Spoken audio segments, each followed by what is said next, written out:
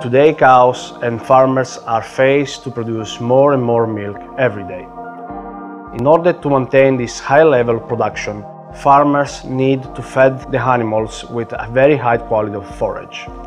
So normally you need 2 months for a good fermentation. If you open the silo earlier, you have some problem related to growth of yeast and mold or the fermentation going in a bad way. So in order to solve this problem and help farmers, we went back to the lab and we tried to select a possible combination of different strains or bacteria that can help us on opening the bunker earlier. I am Taco Reimert. I'm a Dutch dairy farmer. Before we start with SiloSolve, we have to wait I think 2 months before we start with feeding. And right now, if we want, we can start after 2 weeks with feeding, then the fermentation is finished. Our experience with SiloSolve the last 2 years that we used is good. Before we throw away too much food, and that's what we don't want because food is expensive. And right now the food is fresh and cold the next morning when we feed again. And that's what we want. My name is Hannah Hansen.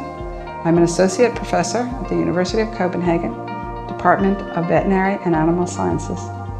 We recently concluded a series of experiments using silage that was inoculated and silage that was not inoculated. This is in the laboratory where we get silage packs, and when we open them, we're challenging them, we're giving them an aerobic shock. The silage that was inoculated looks fine, whereas the silage that was not inoculated very quickly, within few days, gets visible mold, smells very bad, and is a bit slimy to the touch. We subsequently test both of these silages in the in vitro degradation system to see if the digestibility is different. There's no question that the silage that had inoculum on it performed better than the silage that was not inoculated. The most important possibility for a silage inoculant is if it can increase intake. If you can get the animals to eat more, then you can get more milk, more meat, more products. There are, of course, perfect farmers in a perfect world that can perfectly ferment.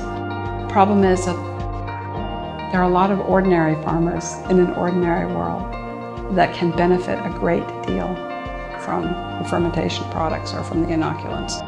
So in order to improve the quality of the feed when we make the silage, we can apply our natural microbial solution.